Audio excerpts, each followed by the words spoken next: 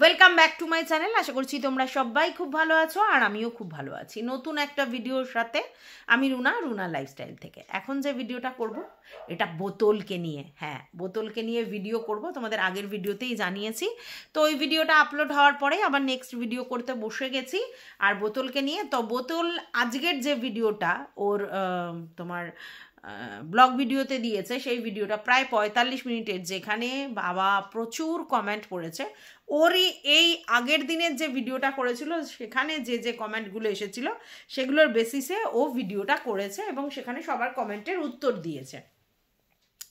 তো জানোই তোমরা যে আগের দিন শ্বশুরবাড়ি থেকে অনেক খাবার দাবার এসেছিল এবং সেই খাবারগুলো সব খাওয়া হয়নি।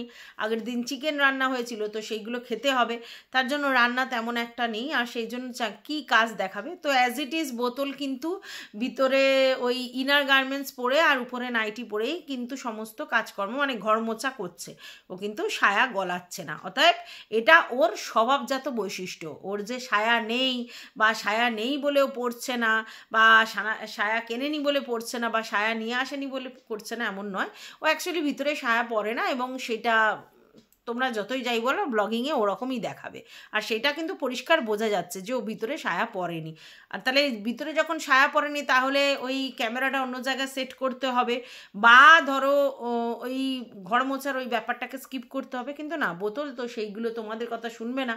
বোতল বোতলের মতো করে চলবে, আর তাই বোতল ওই স্বমহিমায় ওরকমই রয়েছে। আর এখন একটা কমেন্ট পড়বো, সেই কমেন্টটা পড়ে আমি তোমাদেরকে ভিডিওটা করবো আর কি। কারণ এই কমেন্টটা খুব ভালো লিখেছে।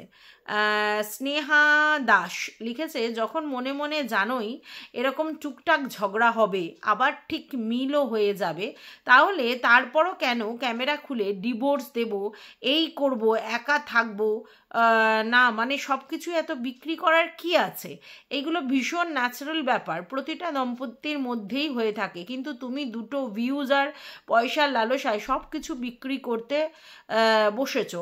আর যে বলো না মানুষ তোমাকে দেখে হিংসে করে, বিশ্বাস করো তোমাকে দেখে হিংসা করার মতো কিছু নেই। হ্যাঁ, তোমার হয়তো এখন দুটো বেশি পয়সা থাকতে পারে, কিন্তু যাদের তুমি বলছো যে তারা তোমায় হিংসে করে, সেই সব মানুষেরা না নিজেরা সম্মানের সাথে গতর খাটিয়ে সুখের ভাতটা খায়, বুঝলে? তোমার মতন বর বেচে ঘর বেচে তাদের পেট চলে না, সেটা মাথায় রেখে কথা বলো, নিজেকে বিশাল হনু মনে করো না। এটা ও ভিউয়ার্সদের ক্ষেত্রেই বলেছে কথাটা। হ্যাঁ, একদমই ঠিক। যারা ভিউয়ার্সরা এখানে ভিডিও দেখতে আসে তারা কি করে, কতখানি পরিশ্রম করে, বা তাদের লাইফস্টাইল কি, এগুলো কিন্তু আমরা কিছুই জানি না। তাহলে যদি সবাইকেও হিংসে করে এই কথাটা বলে, তাহলে কিছু লোকের অবশ্যই গায়ে লাগবে। আর এটা সত্যি, স্বামী স্ত্রীর মধ্যে দাম্পত্য কলহ থাকবে না, সেটা খুব অস্বাভাবিক ব্যাপার। হ্যাঁ, অনেকের ফ্যামিলিতেই ঝগড়াঝাটি খুব একটা হয় না। যেমন প্রবাসে ঘরকন্যার মৌয়া অনেকবার বলেছে যে তার আর তার হাজব্যান্ডের তেমন একটা ঝগড়া হয় না।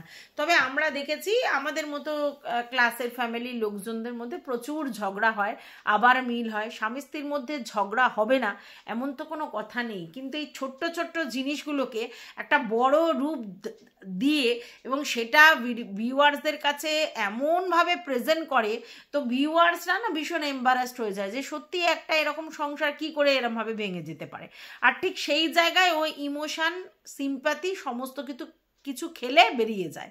ঠিক আছে, কালকেরই মনে হয় শুনছিলাম ওর ভিডিওতে যে যারা একে অপরকে দুজনকে খুব ভালোবাসে তাদের মধ্যে মনে হয় ডিভোর্সটা কখনোই সম্ভব নয়। ভুল ধারণা। অনেক এমন কাপেল আছে যারা নিজেরা নিজেদেরকে খুব ভালোবাসে, কিন্তু তারপর পারিপার্শ্বিক কারণের জন্য ডিভোর্স হয়ে যায়।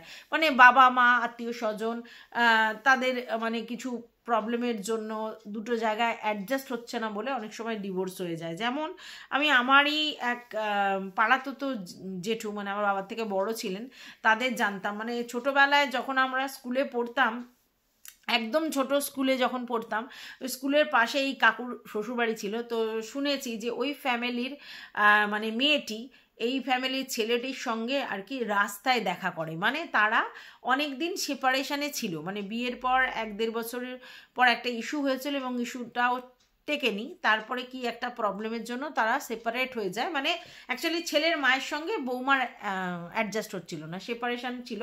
এবং আমরা যখন ছোট ছোট ছিলাম বহুদিন যাবৎ তারা সেপারেশনে ছিল, এবং সেই সেপারেশনে থাকার সময় তারা দুটো ফ্যামিলির থেকে আলাদা হয়ে মানে লুকিয়ে তারা বাইরে দেখা করতো, মানে বুঝতে পারছো, স্বামী স্ত্রীর মধ্যে কিন্তু খুব ভালোবাসাবাসি ছিল, এবং সেই জন্যই তো তারা বাইরে দেখা দেখি করতো, কিন্তু দুটো ফ্যামিলি কিছুতেই অ্যাডজাস্ট করতে পারছিল না, না দেখে শুনেই বিয়ে, তারপরেও অ্যাডজাস্ট করতে পারছিল না, এবং সেই জন্য তারা আর কি ছেলের মা কিছুতেই আর কি বৌমাকে অ্যাকসেপ্ট করতে পারছিল না, বা সেই বাবু বাবু ধরনের আর কি।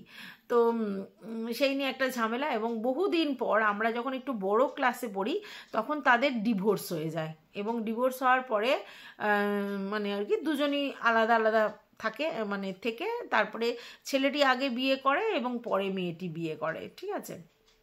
এখন তারা নেই, মানে এই জেঠু আর তার যে রিসেন্ট বউটা তারা নেই, কিন্তু ওই ভদ্রমহিলা যিনি আর কি এই জেঠুর বউ ছিলেন তিনি আবার বিয়ে করেছেন, এবং তিনি একজন মানে বিপত্নিক ভদ্রলোককে বিয়ে করে, এবং তার একটি ছেলে আছে, এবং পরে ওনার একটি মেয়ে হয়েছে, এবং এখন সুখে সংসার করেন, ঠিক আছে। তো এই যে বলা হলো না যে ডিভোর্স তখনই সম্ভব যখন তাদের মধ্যে ভালোবাসা থাকে না, এরকম নয়, ডিভোর্স অন্য অনেক কারণে হয়ে থাকে, অনেক সময় অ্যাডজাস্টমেন্ট হয় না, ভালোবাসা হয়তো আছে কিন্তু কোনো কারণে অ্যাডজাস্টমেন্ট হচ্ছে না, বা দুজনের ইগো হার্ট হচ্ছে, বা দুজনের মানে কি বলবো কেরিয়ার এমন, তার জন্য নিজেদের মধ্যে টাইম স্পেন্ড করতে পারছে না, এরকম বহু কারণে ডিভোর্স হয়। এই ভেরি রিসেন্ট সায়কের দাদা আর তার বৌদির মধ্যে ডিভোর্স হয়ে গেল মিউচুয়াল আন্ডারস্ট্যান্ডিং করে।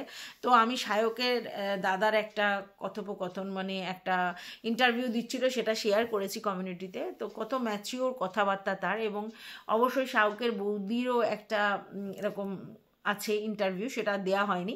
তো সেখান থেকে বোঝা গেল যে তাদের মধ্যে যে ভালোবাসা ছিল না তা নয়, বাট যে কোনো কারণেই তাদের কোনো না কোনো জায়গা থেকে ক্ল্যাশ হচ্ছিল, মানে এক জায়গায় কিছু না কিছু হলেই আর্গু হচ্ছিল, ঝামেলা হচ্ছিল, অশান্তি হচ্ছিল, এবং দুজনের মানসিকতায় কোথাও একটা অ্যাডজাস্টমেন্টের প্রবলেম হচ্ছিল, আর তার জন্যই তারা নিজেদের মধ্যে শর্ট আউট করে আলাদা হয়েছে, ঠিক আছে। তো এটা নয় যে ভালোবাসা থাকলে, খুব বেশি ভালোবাসা থাকলে ডিভোর্স দেয়া যায় না, এই কথাটা সত্যি নয়, অনেক সময় অনেক ভালোবাসা থাকে তারপরও ডিভোর্স হয়। কিন্তু এখন কথাটা হচ্ছে আমাদের এই বোতল কি বলতে চাইছে। বোতল অ্যাকচুয়ালি দেখো আমাদের নিত্য নৈমিত্তিক যে ঝামেলা বাড়িতে হয়, বরের সঙ্গে যে ঝামেলাগুলো হয়, সেগুলোকেই ও তুলে ধরছে, এবং সেইগুলোকে এত লাউডলি দেখাচ্ছে, এমনভাবে দেখাচ্ছে যে অনেক দর্শকরা ভাবছে সত্যি সত্যি হয়ে যাবে, আলটিমেটলি কোনো দিনই হবে না, কারণ বোতলের হাজব্যান্ড পুরোপুরি পরনির্ভরশীল। হ্যাঁ, বোতলের বর পুরোপুরি তার মানে সমস্ত কিছু ওই বোতলকে কেন্দ্রিক, তাহলে বোতলের বর তো চোখে সর্ষে ফুল দেখবে, আর বোতলের বর মানে পুরোপুরি আর কি পোষ্য টাইপের, মানে যা বলে তাই করে। তোমরা এটাও দেখেছো যে বোতলের বাড়িতে বাজার হাট যা হোক সেটা তো হচ্ছেই, প্লাস হচ্ছে কোথায় নাইটি ভাঁজ করছে, কোথায় চাল ঢালছে, টুকিটাকি এরকম বহু কাজ আছে, হাজব্যান্ড ওয়াইফের রিলেশনে এরকম টুকিটাকি বহু কাজ আছে, এবং সেই কাজগুলো একে অপরকে হেল্প করে। এবার সেখানে বোতল একা থাকার মতো সাহসটা কি করে দেখাবে, মানে চাল ঢালা থেকে কাপড় কাচা থেকে কাপড় গোছানো থেকে সমস্ত কিছুতে বোতলের হাজব্যান্ড পুরোপুরি আর কি হাত বাটায়। সেখানে বোতল মানে এই যে ভিডিও করতো এতদিন, যে 4টে করে ভিডিও করতো, আবার ব্লগ ভিডিও করতো, এত সময়টা কি করে পায়? তার কারণ হচ্ছে এইভাবে সাপোর্টিভ রোল প্লে করে, ঠিক আছে। তো আজকের ডেটে এই দুম করে একটা ডিভোর্সের কথা বলে দিলেই হলো, মানে আমার রাগ হলেই আমি একটা ডিসিশন নিলাম যে ডিভোর্স করতে যাব, এবং এটাও বললাম যে আমি গড়নগরে গেছি কিন্তু ডিভোর্সে মানে লয়ারের সঙ্গে দেখা করা হয়নি, দেরি হয়ে গেছিলো বলে, না হলে এটা ফাইনাল করে নিলাম। মানে ছোট ছোট সিলি ব্যাটার নিয়ে এই জায়গায় চলে যায়। তারপরে তোমরা কি দেখছো, খুনসুটি, সেখানে কি হচ্ছে তুই তামারি করে কথা বলছে। তো অনেকেই সেটা নিয়ে অনেক রকম মন্তব্য করেছে যে কি করে এরকম তুই তামারি করে কথা বলে, এটা একদম মানে বাজে লাগছে। না, এখনকার ডেটে বহু কাপেল আছে, বহু কাপেল যারা দেখে শুনে প্রেম করে বিয়ে করেছে, মানে নিজেরা দেখে শুনে প্রেম করে বিয়ে করেছে, তারা এখনও অ্যাজ অন ডেট তুই তামারিরই সম্পর্ক, তারা এখনো পর্যন্ত তুমি সম্পর্কে যায়নি, হয়তো 2-3 বছরের বিয়ে হয়ে গেছে। তো এই যে নতুন যে জেনারেশন, তারা তারা সবাই বন্ধুর মতো তুই তামারি করে, কিন্তু এখন বোতল আর বোতলের হাজব্যান্ডের মধ্যে কতটা বন্ধুত্বপূর্ণ সম্পর্ক আমরা জানি না। তবে এই তুইটা কিন্তু ওই প্রেম বেশি দেখানোর জন্য বলা হয়েছে, এটা কিন্তু কোন ক্লাস, অভদ্র, নম্র এইসবের জন্য দেখানো হয়নি।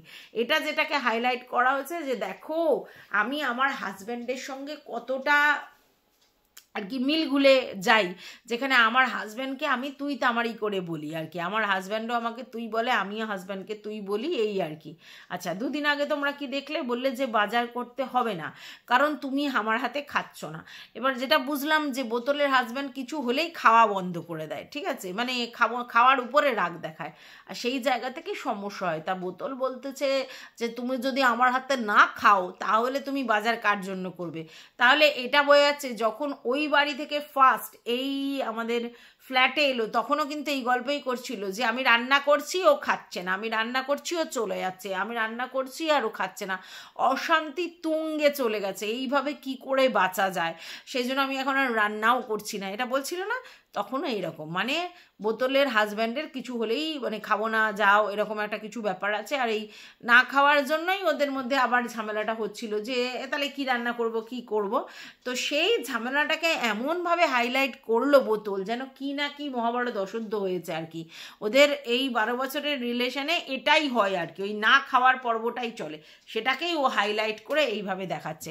এবং আজকের ডেটে তোমাদের কাছে ভেরি ক্লিয়ার যে এই যে বোতল যা দেখিয়েছে, যেগুলো দেখিয়েছে, এই যে স্বামী স্ত্রীর মধ্যে যতগুলো অশান্তি দেখিয়েছে বা যা দেখেছে, এগুলো ছোট্ট ছোট্ট সিলি ম্যাটার, সেটাকেই ও হাইলাইট করে দেখিয়েছে এবং অবশ্যই ব্লগে দেখানোর জন্যই দেখিয়েছে। কি বলছে যে ব্লগ আমি দেখাবো না, আমার তো প্রতিদিনের জিনিসগুলোই দেখানোর মানে নিয়ম, তো সেই জিনিসগুলোই তো দেখাচ্ছি। হ্যাঁ সেটাই তো, এবার ব্লগে সমস্ত কিছু লোক দেখায় না, আর কিছু জিনিস প্রাইভেটলি চলতে হয়, তো সেগুলো কেউ ওপেন করে না।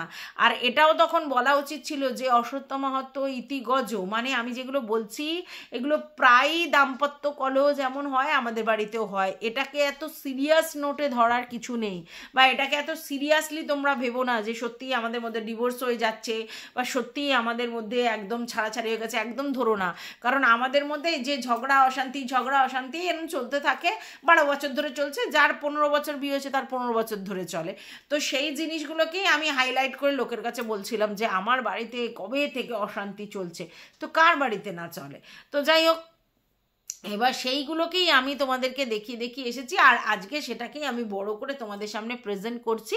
তোমরা এবার যেরকম ভাবার ভাবো। তো যে কারণে ও ঝামেলা ঝগড়া করে ফ্ল্যাটে চলে এসেছে, যে জিনিসটা দেখিয়েছিল, আলটিমেটলি নয়, ফ্ল্যাটটাও কোনো না কোনো অন্য কারণেই ফ্ল্যাট ভাড়া নিয়েছে, এবং ফ্ল্যাটে থাকবে বলেই ফ্ল্যাট ভাড়া নিয়েছে, নতুন কন্টেন্ট হবে বলেই ফ্ল্যাট ভাড়া নিয়েছে, এবং সবাই ফ্যামিলির লোকজন সেটা জানতো, তার জন্যই ফ্যামিলির লোকজন তো ওরিড হওয়ার জায়গায়ও নেই যে কেন নিয়েছিস, কেন কি করেছিস। তো যাই হোক, এইবার সেক্ষেত্রে ওই যে বলেছে, মানে ও যে বলেছে যে আমার হাজব্যান্ডের সঙ্গে তীব্র অশান্তি হচ্ছে আর তার জেরেই আমাকে ফ্ল্যাট ভাড়া নিয়ে একা থাকতে হলো, এই জায়গাটাই ও অ্যাকচুয়ালি এনক্যাশ করেছে, এই জায়গাটা অ্যাকচুয়ালি যেরকম ও বোঝানোর চেষ্টা করেছে এটা সত্যি নয়।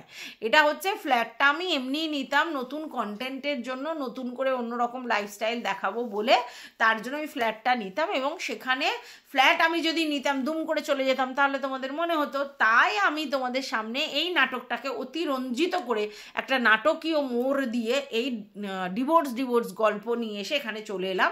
তারপরে এই সিঁদুর তোলা, সিঁদুর মোছার নাটক করলাম, তারপরে আবার সিঁদুর পরা, সিঁদুর হেনা তেনা এইসব করলাম, তাই জন্য এই জিনিসটা। যাই হোক, ও ভিডিওতে বলছে যে আমার অসীম সহ্য ক্ষমতা, আমি এত কিছু সহ্য করেছি, যেখানে অন্য কোনো ক্রিয়েটারের নামে শুধু এমনি চিঠি গেছিল, তাতেই সে ভয় পেয়ে আজকের আর তার কোনো অস্তিত্ব নেই, আর আমাকে অন্য মানে দিল্লি থেকে চিঠি এসছে, তারপরে এখানেও 2-3টে কেস হয়েছে, সমস্ত কেস হওয়ার পরেও আমি কিন্তু স্টিল এরকমভাবে দাঁড়িয়ে আছি, তার মানে কত সহ্য ক্ষমতা। তার জন্য আমার যে কষ্ট হয়, আমার যে দুঃখ হয়, সেটা কেউ ফিলই করতে পারে না, ঠিক আছে।